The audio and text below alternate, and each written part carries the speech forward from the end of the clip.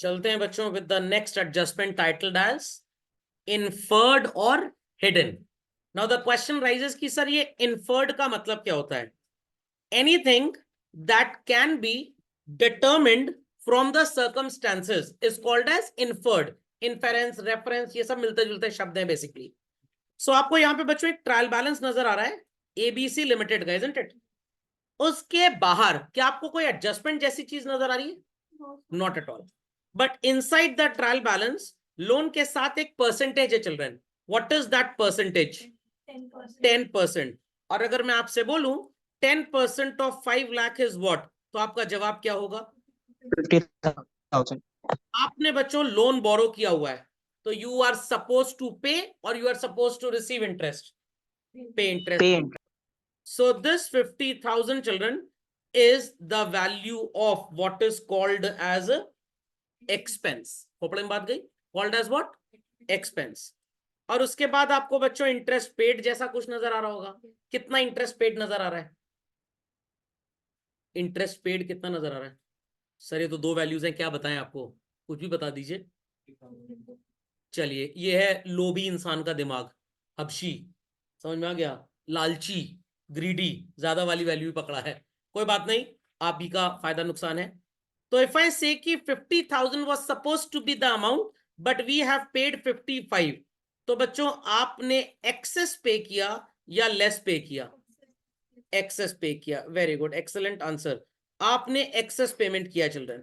How much excess have been paid children? 5,000 rupee. तो 5,000 रुपए अगर आपने एक्सेस पे किया तो this excess will be called as what children? Prepaid. While preparing PL account आप expense में से प्रीपेड को क्या किया करते थे? Earlier minus. And thereafter children ये person is indebted to us, क्योंकि आपने इसको ज्यादा इंटरेस्ट दे दिया है बट इतना देना नहीं था। तो prepaid expense appears where in balance sheet? On side. तो है एक तरह का प्रीपेड ही, सिर्फ देने का तरीका डिफरेंट हो गया। समझ में आया कि नहीं आया? पक्का? And if I say you have paid 40,000 rupee, it means आपने 10,000 रुपए का चिल्ड्रन शॉर्ट पेमेंट किया है। If it is short payment it will be called as what children? Outstanding. एक तो ये लाइबिलिटी बन गया, एंड देन चिल्ड्रन एक्सपेंस में आप इसे क्या करेंगे? Plus add. तो पीपल अंडरस्टूड कैसे प्रीपेड और आउटस्टैंडिंग होगा? Ujjwal ji, Kaveshi ji, people on the hot seat, understood? Any doubts? Many doubts? Yes sir. पक्का? कंफर्म? तो हमेशा याद रखना है कि भाई ये जो लोन का परसेंटेज है ये बेसिकली आपको एक्सपेंस की वैल्यू दे देगा। ज्यादा पे किया तो प्रीपेड हो गया, कम पे किया तो आउटस्टैंडिंग हो गया। Any doubts? Many doubts on this? समझ गए? चलिए इसको झटपट अपडेट करें children. Let's proceed further children. 7% investments सबको नजर आ गया होगा children. What is 7% of rupees 3 lakhs children? 21,000. Very good. So 21,000 you are supposed to get children. ये 21,000 is practically called as what? Income. Income. Khopde में बात गई। अब आपको 21 मिलना है और 18 मिल गया children. What is the difference that you are finding it here? कुछ नहीं नजर आ रहा। 3,000. 18,000 मिल चुका है और 21 मिलना है। 3,000 आपको मिलना है टोटल एक्स्ट्रा। और so you have received a short or you have received more children? Short. So this is called as what? Accrued. और accrued की हिसाब किताब क्या है सबको पता है, will appear on the asset side और इनकम में आप क्या कर देंगे बच्चों? प्लस। तो ये वही आउटस्टैंडिंग प्रीपेड है, सिर्फ presentation style is different. I repeat children, presentation style is different. तो अपनी जो गुजिया हुआ करती थी होली वाली, वही मैकडॉनल्ड वालों ने शेप बदला, रेक्टेंगल बनाया और थोड़ा प्राइस कम कर दिया और उसके अंदर सब्जी डाल दी और उसको वेज पिज्जा मैकपफ का पता नहीं क्या नाम दे दिया। गुजिया बोलते हैं तो इंडिया की सारी मम्मी और चाची और नानी माँ मारती उनको। देन चिल्ड्रन आपको मिल गया 25,000 रुपी और मिलना कितना था चिल्ड्रन? 21। तो कितना ज्यादा मिल गया बच्चों? वेरी। एक्सेस मनी आपको मिल गया बट आपने बदले में कोई भी ऑब्लिगेशन नहीं दिया, तो आप इसे क्या बोलेंगे? Pre received. प्री रिसीव्ड क्या होता है बैलेंस शीट में चिल्ड्रन? लायबिलिटी। कैसे 25 की वैल्यू को आप 21 तक लेके जाएंगे चिल्ड्रन? By subtract. तो सेम प्रीपेड आउटस्टैंडिंग का एडजस्टमेंट है, कुछ आपको नया नहीं पढ़ाया, only the presentation style is different. Logic understood? समझ में आ गया? चलिए झटपट इसको कंप्लीट कर लें। चलिए, तो सबसे पहला काम है, आपको अमाउंट ऑफ इंटरेस्ट कैलकुलेट करना पड़ेगा, taking what children? Percentage on the principal value of loan investment जो भी दिया है। इस कंप्यूटेड अमाउंट को कंपेयर किसके साथ करेंगे आप? रिसीव्ड या पेड के साथ। ज्यादा पैसा मिल गया तो you call it as pre received, ज्यादा पेमेंट कर दिया तो you call it as prepaid. कम मिला है और मिलना है, we call it as accrued income, और कम पे किया है अभी और पे करना है आपको, it is called as what? Outstanding. तो एडजस्टमेंट नंबर 3, 4, 5 एंड 6 में जो आपने पढ़ा था अकाउंटिंग ट्रीटमेंट, वही अप्लाई। नहीं समझे बात को? समझ में आ गया? अब मान लीजिए आपको मम्मी को उनके बर्थडे पे बैंगल गिफ्ट करना है गोल्ड का। अब आपके पास इतने पैसे नहीं है कि गोल्ड का बैंगल आप गिफ्ट करें, तो आपने क्या किया? आपने पुराने 4 बैंगल गोल्ड के निकाले, बाजार जाके उसको मेल्ट करवाया और बदले में सेल करके नया गोल्ड का बैंगल खरीद लिया। चप्पल पड़ेगी बात अलग है, बट आपका गिफ्ट जितना गया तो उतना वापस आ गया। तो only the presentation style of giving the adjustment is different, else it is exactly same. और जैसे बच्चों ये 10% और 7% अंदर लिखा ही हो सकता है, बाहर लिखा है काम, तब भी आपको यही करना है इसके साथ। लॉजिक समझ में आ गया? पक्का? हिडन वर्ड क्यों यूज किया गया, इज दैट क्लियर?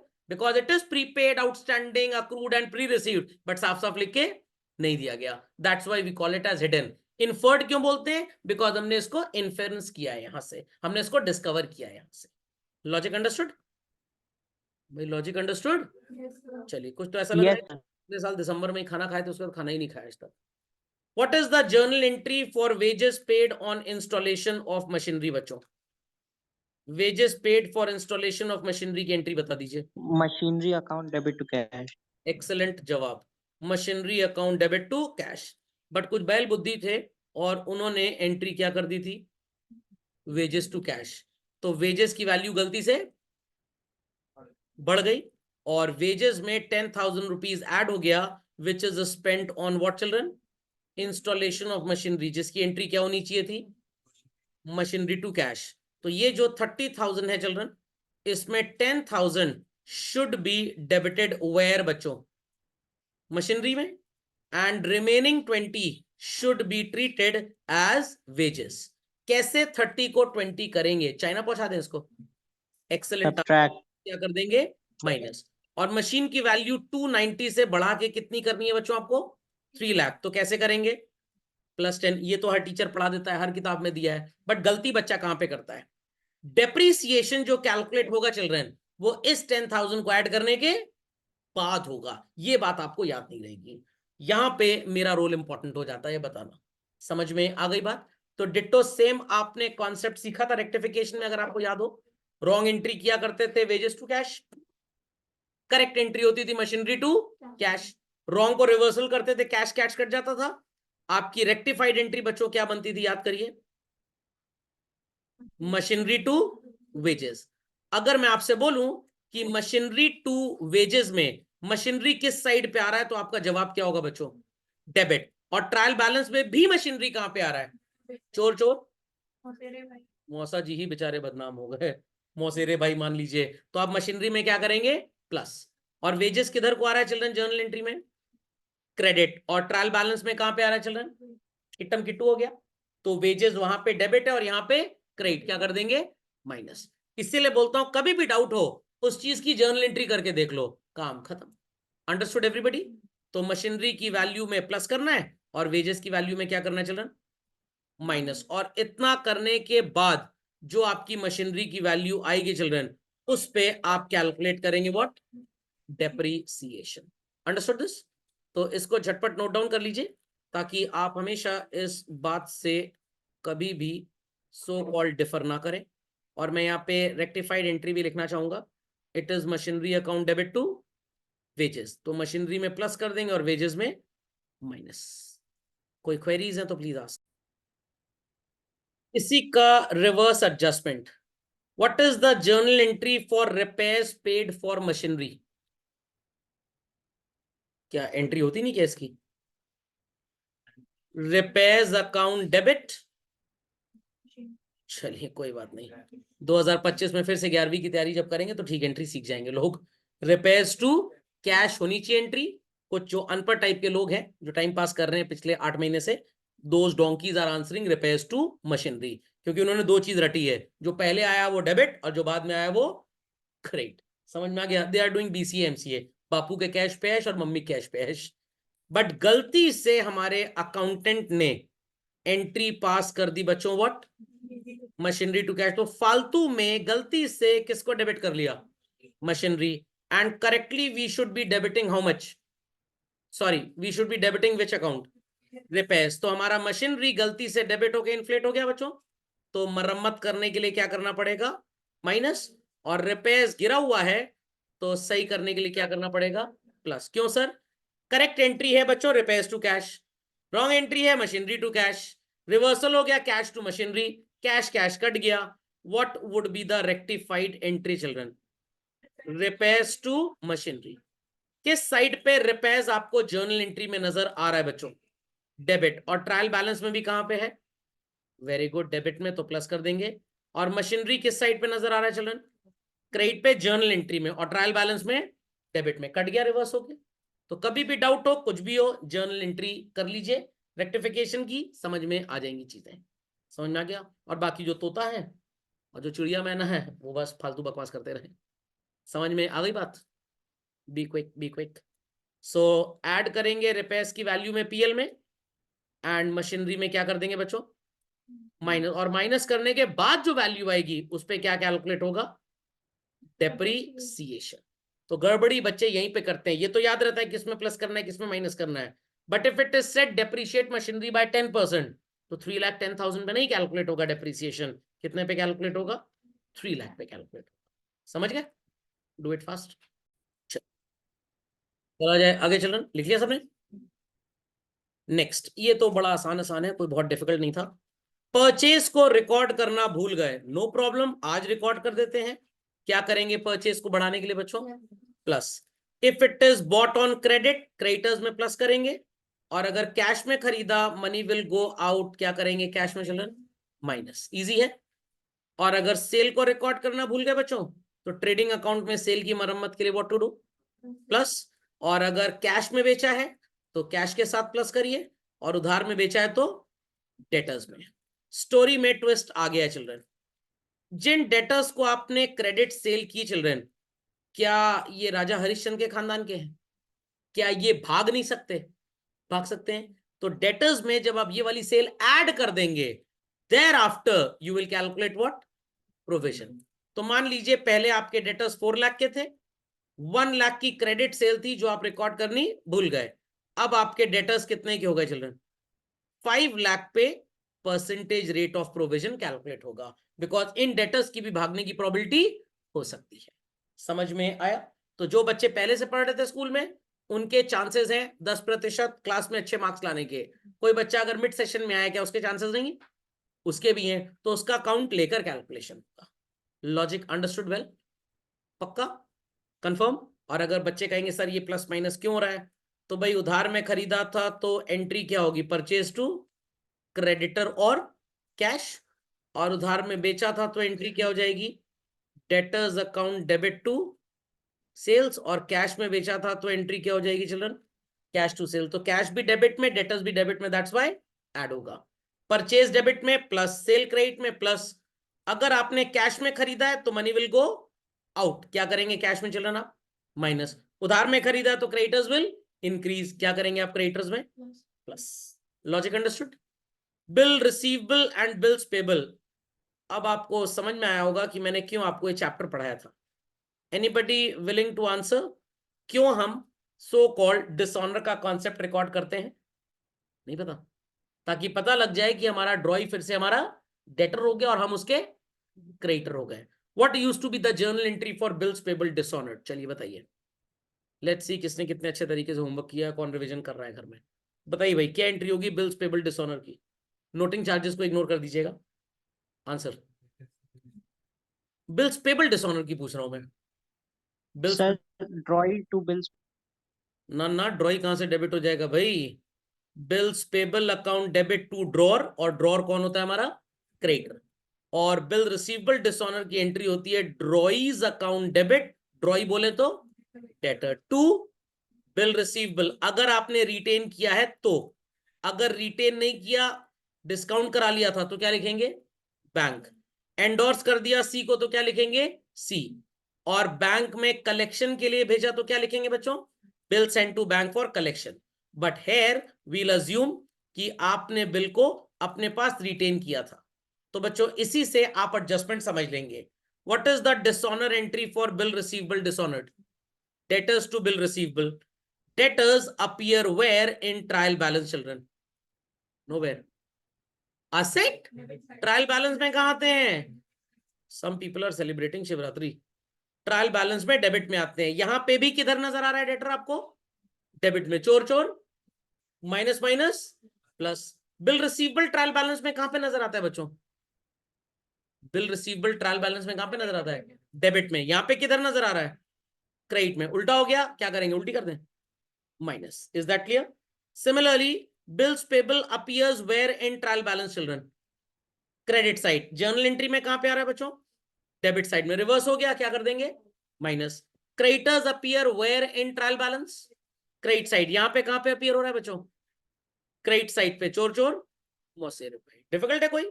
तो बिल रिसीवेबल डिसऑनर हुआ तो डेटर्स में प्लस, और बिल रिसीवेबल में क्या करेंगे? Minus. Already I have told.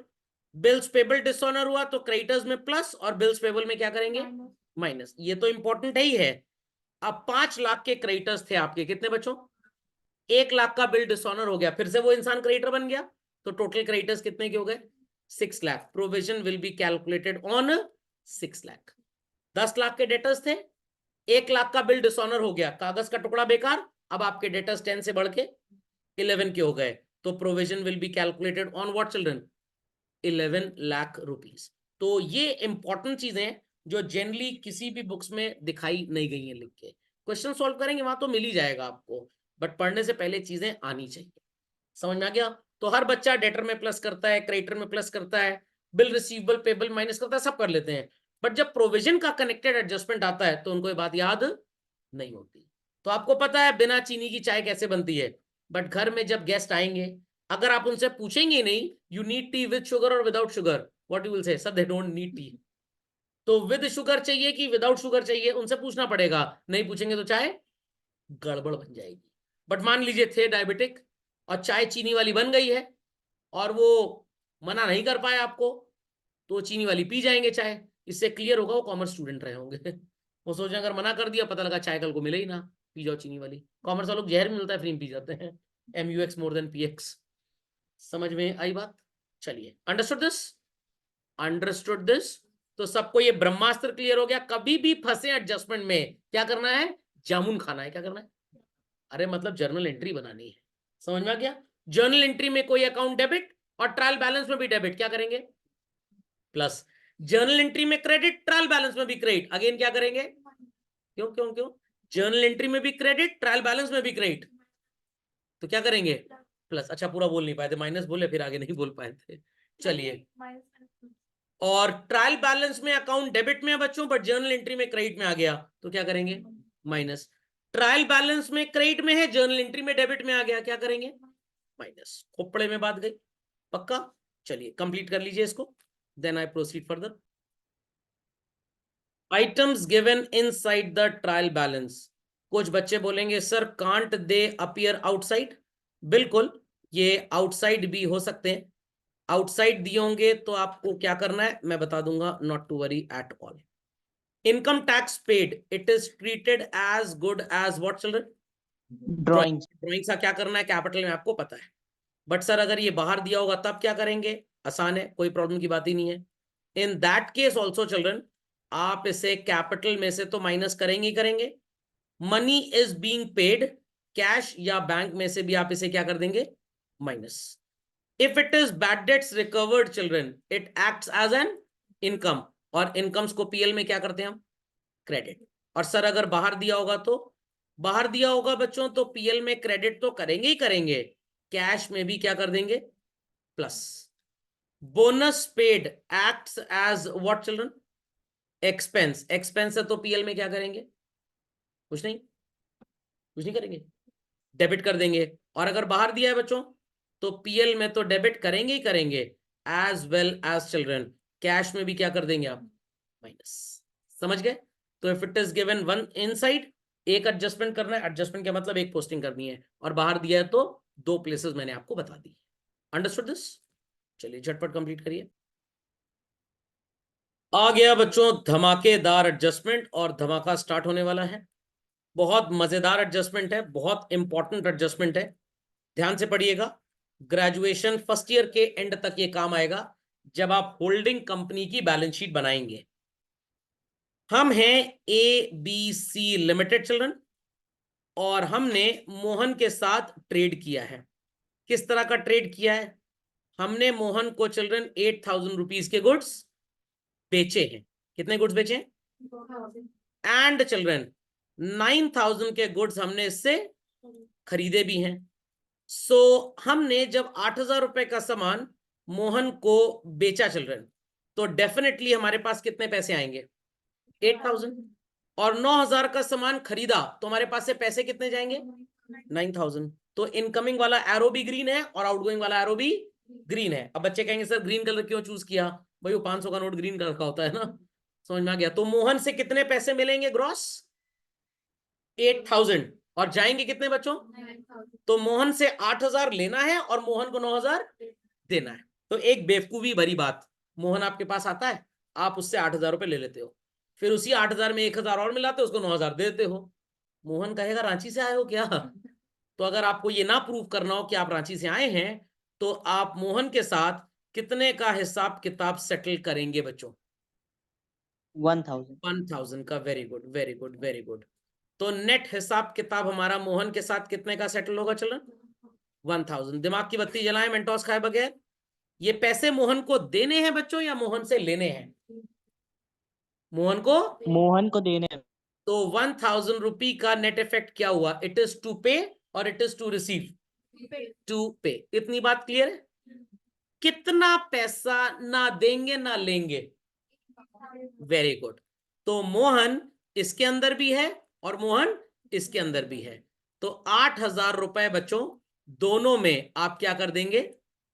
Less कर देंगे। आई रिपीट चलन, क्या कर देंगे दोनों में? लेस कर देंगे।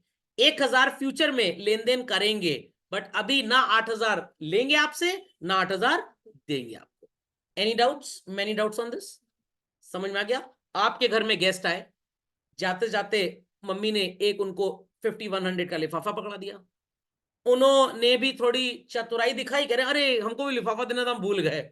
अपने छोटे चतुर बच्चे को उन्होंने गाड़ी तक भेजा।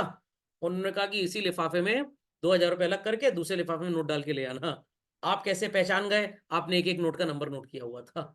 तो आपने मम्मी इसका इन दलिद्रों को गिफ्ट देना नहीं था, हमारा ही पैसा हमको वापस दे के चले गए।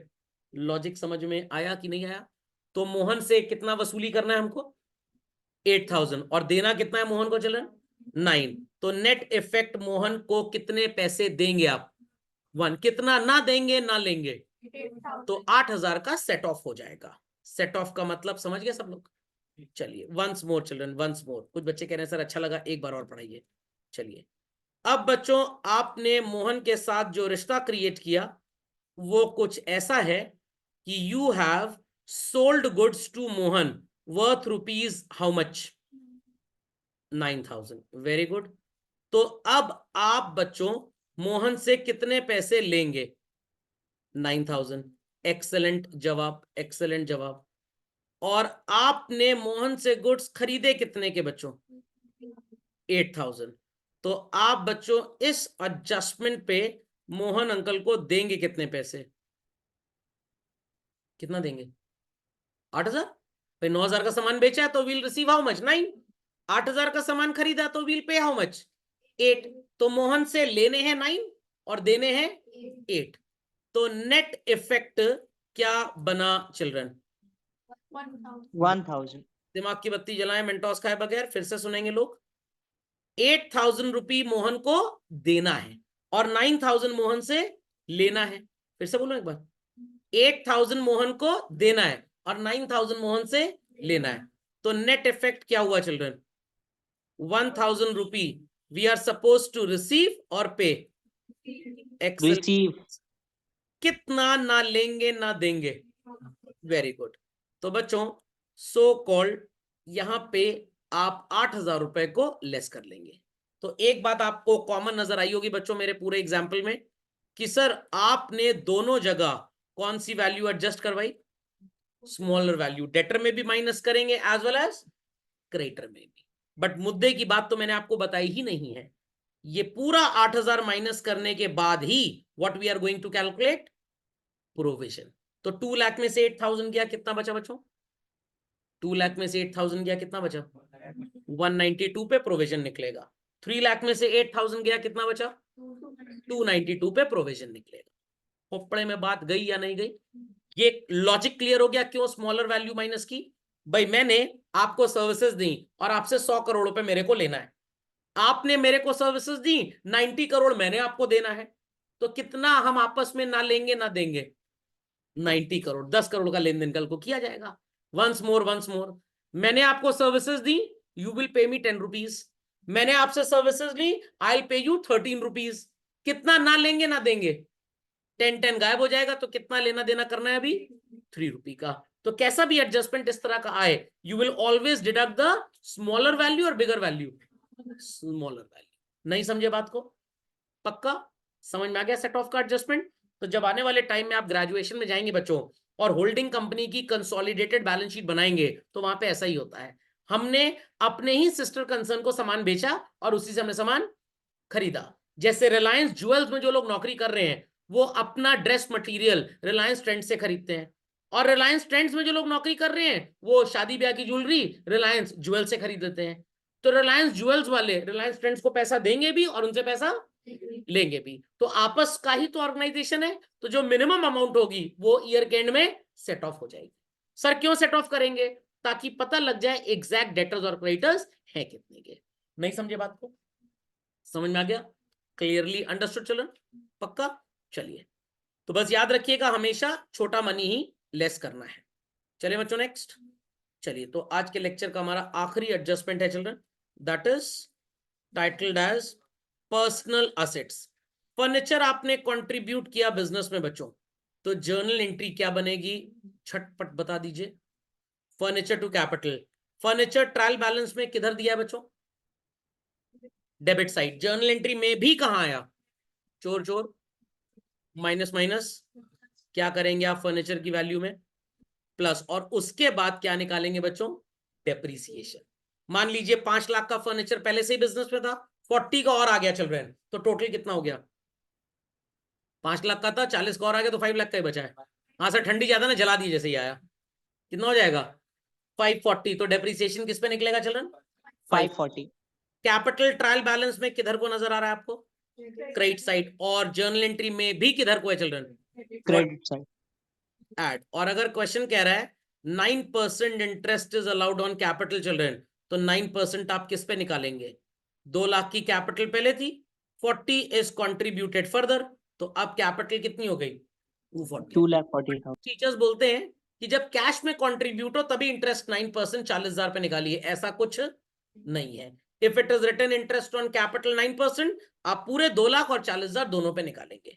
हाँ, अगर ये लिख के आता है interest on capital is 9% irrespective, sorry only on cash contribution, तो कितने का निकलेगा 9%? तब 2 लाख पे निकलेगा, फिर 40 पे नहीं निकलेगा। समझे बात को? पक्का अंडरस्टूड द एडजस्टमेंट्स? यहां तक क्लियर हो गए? चलिए, तो जो आपको मैंने होमवर्क दिया था उसको एक बार रिव्यू कर लीजिएगा। अगर उसमें सब एडजस्टमेंट्स आए और आपका आंसर ना आया हो तो फिर से एक बार देख लीजिएगा। ठीक, अगले लेक्चर में we'll continue with contingent liability. ज्यादा है नहीं, सोच रहा हूं इसको अभी खत्म कराता हूँ, 2 मिनट लगेगा, 2 मिनट। ठीक है, जस्ट 2 मिनट और रुक जाए लोग, फिर एक्सपेंस स्टॉक पढ़ेंगे अगले लेक्चर में। ऑन 10th ऑफ जनवरी एक बिल ड्रॉ किया चिल्ड्रन, जिसकी ड्यू डेट है April 13th। Businessman was in need of money, तो इसने Feb 10th को बैंक से बिल डिस्काउंट करा लिया। कब डिस्काउंट कराया चलो? Feb 10th को। आ गया 31st मार्च, बैंक मैनेजर को सपना आया, हाय राम बिजनेसमैन भाग जाएगा तो मेरे पैसे कहां से आएंगे। दौड़ा दौड़ा भागा भागा सा चला आया बिजनेसमैन के पास, कह रहा है वो आपके ड्रॉई ने अगर पेमेंट नहीं दिया 13 अप्रैल को, मेरी तो 13वीं हो जाएगी, मैं कहां से पैसा दूंगा। तो बिजनेसमैन ने काफी कॉन्फिडेंस में उसको लेते हुए बोला, डोंट वरी, अगर ड्रॉई 13 को डिनाई कर जाता है मैं पैसा दूंगा, मेरे ऊपर तुम विश्वास रखो। तो उसने कहा ठीक है, आपके ऊपर विश्वास रखते हैं। तो अब हमारे दिमाग में एक चीज चली आई कि अगर 13 अप्रैल को हमारा ड्रॉई भाग गया पेमेंट करने से, बिल डिसऑनर हो गया, तो बैंक किससे पैसा लेगा? ड्रॉर से, हमसे लेगा। तब तक के लिए हमें ये मान के चलना है, खराब से खराब कंजर्वेटिज्म प्रिंसिपल, कि हमारा ड्रॉई भाग जाएगा।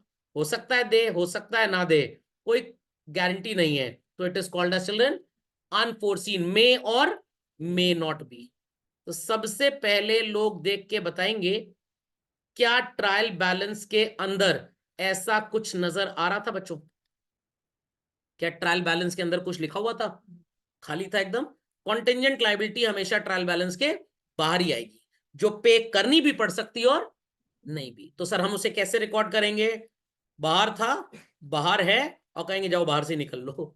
तो कभी कभी आपने देखा होगा, आपके फ्रेंड्स आपसे घर पे मिलने आए, आपने बाहर से उनको निपटा दिया, मम्मी कह रही है ना अंदर तो बुला लेते, वो कंटिजेंट लायबिलिटी है, वो बाहर ही रहेंगे।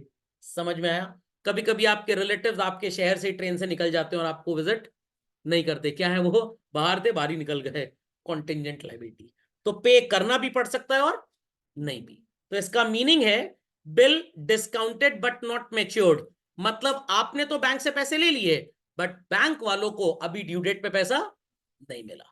तो आप जब बच्चों बिल की डिस्काउंटिंग करा लेते हैं और फिर ईयर एंड हो जाता है और अगले ईयर में उसकी ड्यू डेट आती है, तो जब तक पेमेंट हो ना जाए मान के चलिए कि आपके ऊपर खतरा मंडरा रहा है।